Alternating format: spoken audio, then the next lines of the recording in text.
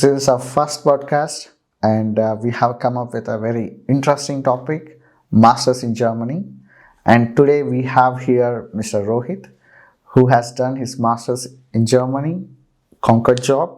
And out of all this, he is also a street photographer and he's an author. So, ఈ పాడ్కాస్ట్లో మనం తన journey గురించి అసలు మాస్టర్స్ ఎలా అప్లై చేశారు, ఎలా ఫినిష్ చేశారు, ఎలా జాబ్ తెచ్చుకున్నారు, వీటన్నిటి గురించి మాట్లాడదాం. Hi Rohit, welcome to our podcast. Hi, Sai. Thank you for inviting me. And I think this is a crucial topic for every student who wants to pursue their masters in Germany or anywhere. So yeah, I hope we'll have good discussion around this topic. చెప్పండి, అసలు మీరు ఎక్కడి నుంచి వచ్చారు, మీ background ఏంటి, and Germany ఎలాగా, అంటే why Germany? Home town వచ్చేసి Puttur bro. So famous for bone sitting వినే ఉంటారు. సో నేను అక్కడ బ్యాచిలర్స్ మెకానికల్ ఇంజనీరింగ్లో కంప్లీట్ చేశాను. నేను బ్యాచిలర్స్ చేసేటప్పుడే I had and feeling masters in Germany చేద్దాము, బికాస్ వి నో మెకానికల్ ఇంజనీరింగ్కి జర్మనీ అనేది ఒక హెవెన్ అనే ప్లేస్ అనేది. సో నేను సిఎఫ్టీ మీద ఫస్ట్ నా ట్రైనింగ్ స్టార్ట్ చేశాను. కోర్స్ సిఎఫ్టీ అంటే computation fluid dynamics. Okay. So దాని మీద నేను నా ప్రాజెక్ట్స్ చేయడం కానీ కోర్సెస్ చేయడం కానీ, సో ఇక్కడ కొంతమంది ప్రొఫెసర్స్తో టైప్ అయ్యి వాళ్ళతో ప్రాజెక్ట్స్ చేయడం కానీ, ఇవన్నీ నా బ్యాచెస్లో నేను చేసేవాడిని. So sorry to interrupt, but మీరు ఇక్కడ ప్రొఫెసర్స్తో ఎలా రీచ్ అవుట్ అయ్యారు? లైక్ వయా లింక్డ్ఇన్ ఆర్ ఎలా రీచ్ అయ్యారు ఇక్కడ? వయా లింక్డ్ఇనే మొత్తము.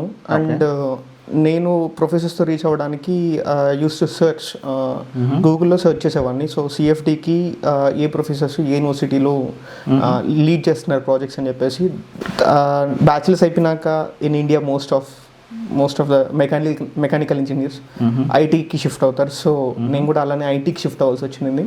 సో అంటే మీరు ఆల్రెడీ ఇండియాలో జాబ్ చేశాను. ఓకే.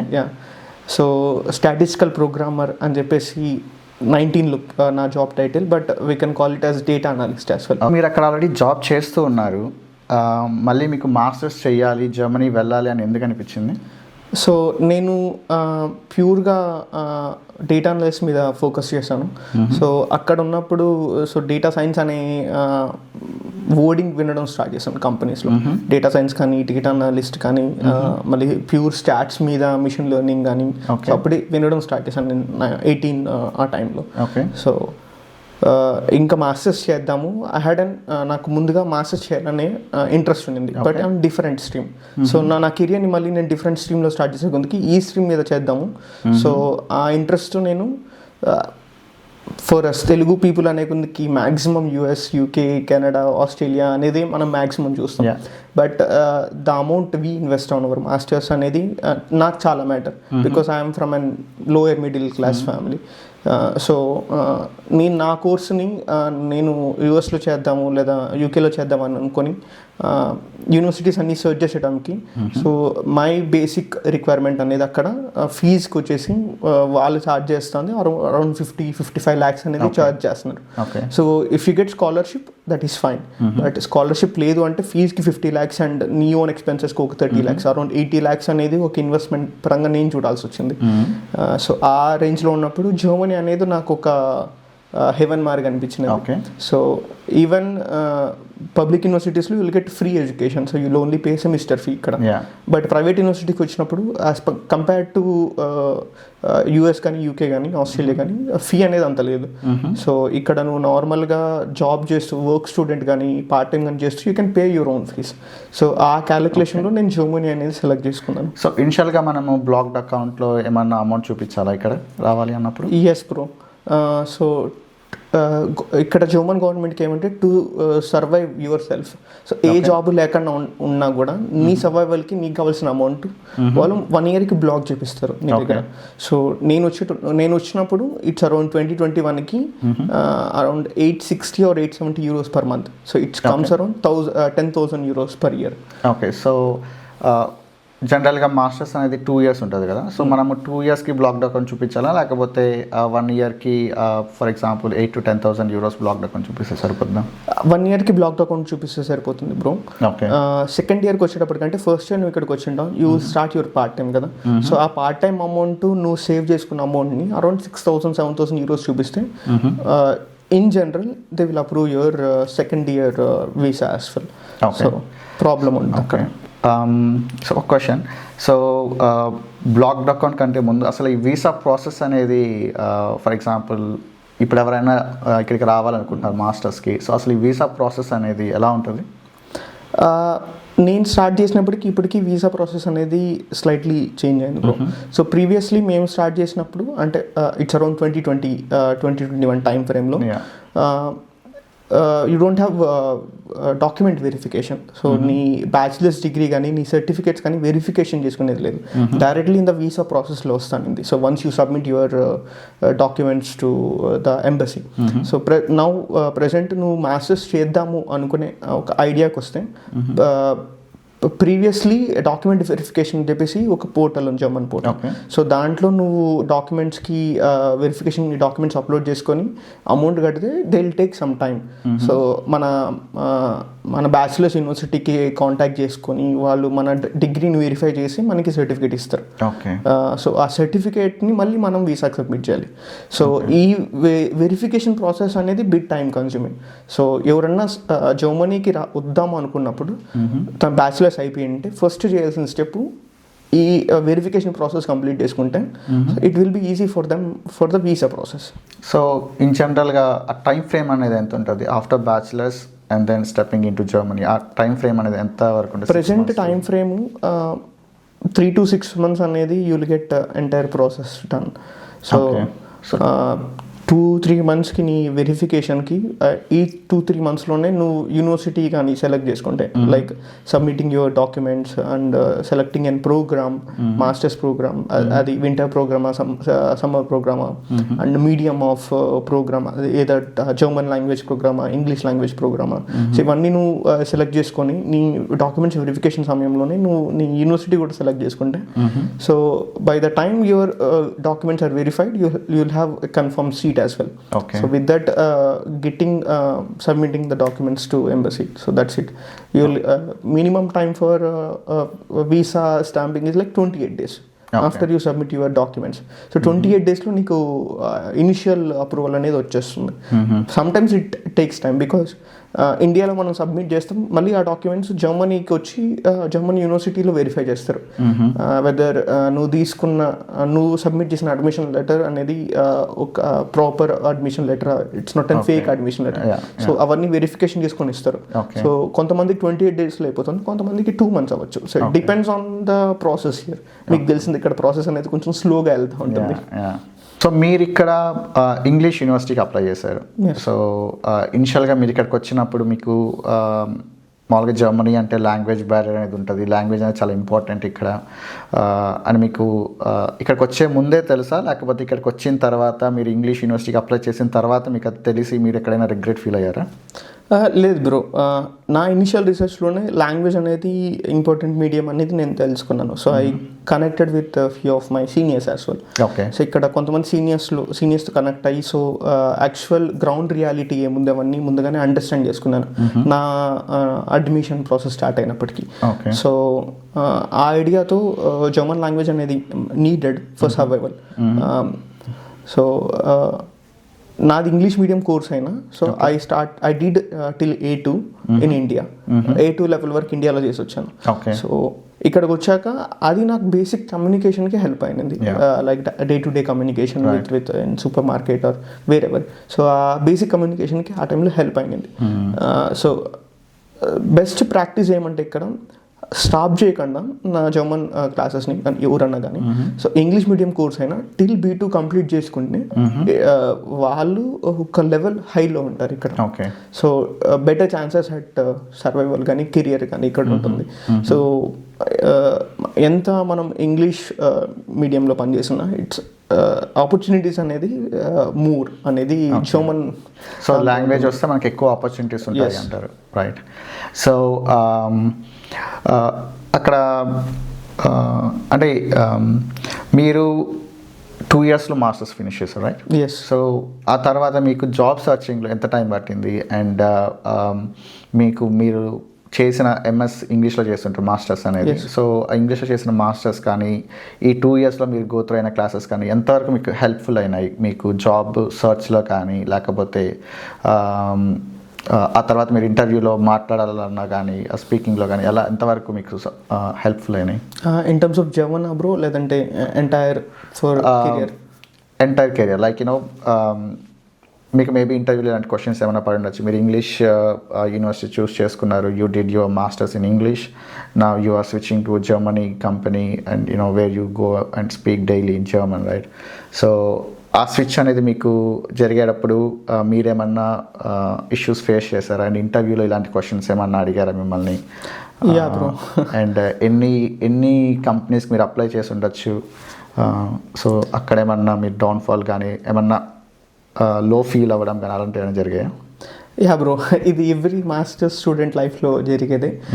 బట్ నా జర్నీకి వస్తే నేను 3rd semester స్టార్ట్ అయ్యేటప్పటికి I started applying for internships. So to better understand German experience, to better get German experience and to better understand German economy and German market as well. So నేను 3rd semester ఉన్నప్పుడే I started applying for internships, part time work students. So కంపెనీస్లో మనకి internship కానీ work student కానీ part time jobs కానీ 3 categories define చేసి పెట్టింటారు. So నేను అన్నిటికీ అప్లై చేస్తూ వచ్చాను. సో ఇది చెప్తే ఎవరు నమ్మరేమో, I also applied in Instagram ads as well.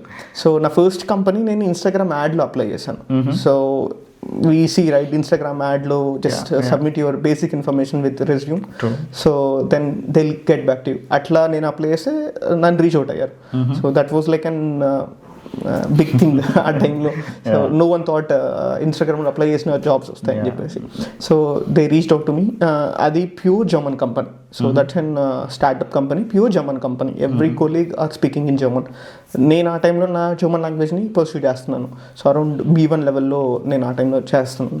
So నన్ను అడిగిన basic question, so technically I'm sounds fine and experience side I'm sounds fine and నా మాస్టర్స్ ఏదైతే ఉందో అది వాళ్ళకి మ్యాచ్ అవుతాను. బట్ జర్మన్ అనేది మేజర్ బ్యారియర్ ఆ టైంలో డెసిషన్ తీసుకునేదానికి. బట్ వాళ్ళు నన్ను అడిగిన క్వశ్చన్ ఏమంటే, how willing are you to complete your German? So ఎంతవరకు కంప్లీట్ చేయాలనుకుంటాను, నీ యాక్చువల్ గోల్ ఏంది in terms of staying in Germany and achieving the language expertise. So నా వర్క్ స్టూడెంట్ స్టార్ట్ అయినప్పటికి కూడా I use to go to German language classes.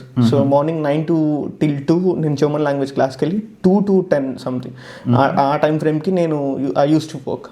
So ఆ డెడికేషన్తో నేను లాంగ్వేజ్ని నా వర్కింగ్ టైంని బ్యాలెన్స్ చేసుకున్నాను. సో దట్ ఇంప్రెస్డ్ మోర్ అక్కడ. సో ఈ డెడికేషన్ అనేది ఏ ఇంటర్వ్యూకి వెళ్ళినా, so it should be visible on your face, not on your words as well. So అది కానీ కనిపిస్తే ఆ ఇంటర్వ్యూవర్కి లేదా హెచ్ఆర్కి they will surely take you, only if you're doing it. So fake చేస్తే in 1 to 2 months they will know. And you know probation అనేది ఇక్కడ చాలా ఇంపార్టెంట్. ఆ ప్రొబేషన్లో నువ్వు ఫేక్ చేసినా దొరికిపోతావు. ఎస్. సో మీరు చెప్పిన పాయింట్స్ నాకు ఒక పాయింట్ బాగా నచ్చింది, లైక్ డెడికేషన్ అనేది.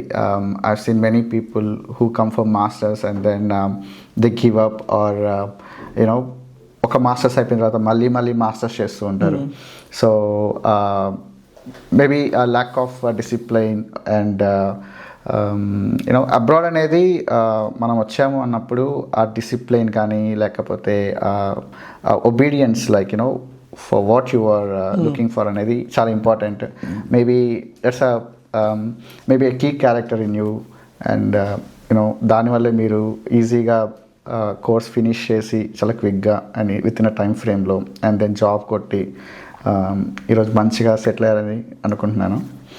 సో యా, the discipline అనేది not only for master student, even anybody coming to abroad, the discipline should be there, otherwise you know it's really hard surviving here, right? If you're not managing yourself, if you're not managing the time, if you're not managing how to manage yourself and money as well, you'll not survive easily. Yeah. So ivanni telinappudu you can grow easily. Yes. So again that is a key factor in molding any person who are coming to abroad. Yeah. So adi ఎందుకు వచ్చినాము అనేది ఒక basic ఫ్యాక్టర్ని కానీ మనం గుర్తుపెట్టుకొని దాన్ని drive చేస్తూ మనం పోయినామంటే surviving and getting a job or growing is easy.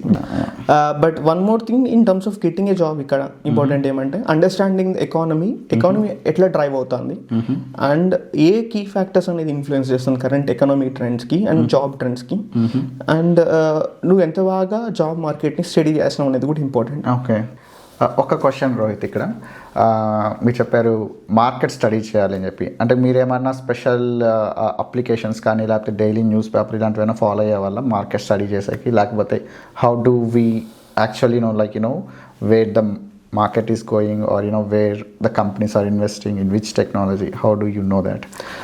What is the easy way to get that? Mostly I check DW News. DW News, okay. యూట్యూబ్లో DW ఛానల్ అనేది ఉంటుంది. So I check their financial news as well. And జనరల్గా Google news అనే application కూడా ఉంటుంది మన దగ్గర. So Google న్యూస్లో I study the top 5 or 10 financial things about Germany and about German companies. So ఏ టెక్నాలజీ మీద ఇన్వెస్ట్ చేస్తుంది, ఎంత ఇన్వెస్ట్మెంట్ అనేది ఏ ప్రాజెక్ట్ మీద చేస్తుంది. సో మీ ఒపీనియన్లో ఇప్పుడు ఎవరైనా ఇండియా నుంచి మాస్టర్స్ అప్లై చేస్తున్నారు జర్మనీకి, సో మీ ఒపీనియన్లో మీరేమన్నా ఒక అడ్వైస్ ఇవ్వాలి అనుకుంటే ఏమిస్తారు? Don't go to the same masters who people are doing it from past 5 years, past 10 years, and don't go to the same master that your friend is taking. Okay. So choose the topic that is interesting to you. నీకు ఇంట్రెస్టింగ్గా ఉంటేనే ఆ topic తీసుకోవాలి. ఏమంటే you are working on it, you are studying it, so you will next 10 years or 15 years work on the same topic. So అది key factor. And ఏదైనా masters తీసుకునేటప్పుడు so please check నువ్వు తీసుకున్న మాస్టర్స్ నుంచి top 10 jobs ఏమున్నాయి, ఆ top 10 జాబ్స్కి next 10 years down the line growth rate ఉంది జర్మనీలో. సో ఈ 2 ఫ్యాక్టర్స్ కానీ నువ్వు అండర్స్టాండ్ చేసుకుని ఉంటే so you have abundance of opportunities here. Even if anyone are reaching out to me, I'm asking these 3 basic questions. ఎందుకు చేయాలనుకుంటాను, సో చేయడం వల్ల నీకు వచ్చే లాభం ఏంది, నువ్వు మార్కెట్ స్టడీ చేసావా, ఎన్ని జాబ్ ఆపర్చునిటీస్ ఒక్క మాస్టర్స్ వల్ల నీకు అవైలబుల్ ఉన్నాయి, ఎన్ని స్కిల్స్ నువ్వు డెవలప్ చేసుకుంటున్నావు. So the more unique you are, the more chances you get. So I totally agree on that. And so ఇంత కష్టపడ్డారు, ఇన్ని అప్స్ చూసారు, ఇన్ని డౌన్స్ చూసారు, మీరు ఎప్పుడైనా రిగ్రెట్ ఫీల్ అయ్యారా? సో వై జర్మనీ, నేను అసలు ఎందుకు వచ్చానని చెప్పి ఏమన్నా రిగ్రెట్ ఫీల్ అయ్యారా? లేదు బ్రో, ఆ రిగ్రెట్ అనేది ఇప్పటి వరకు ఏ రోజు ఆలోచన రాలేదు, ఏ రోజు అనుకోని కూడా లేదు. See I want some better life for me and for my family, and I want in safety life as well. Like నేను ఇప్పుడు నైట్ బయటికి వెళ్ళినా should be ably safely return home. Job security అనేది చాలా ఉంటుంది. So you have more rights as an employee, as an worker. So we're also an worker here. ఈ జర్మనీలో నువ్వు ఐటీ జాబ్ చేస్తున్నావా, ఇంజనీరింగ్ జాబ్ చేస్తున్నావా, లేదా మున్సిపల్ జాబ్ చేస్తున్నావా అనేది డిఫరెన్స్ ఉండదు. Job is job here. So ఆ సెక్యూరిటీ అనేది ఉంటుంది, ఆ లెవెల్ ఆఫ్ రెస్పెక్ట్ అనేది ఉంటుంది.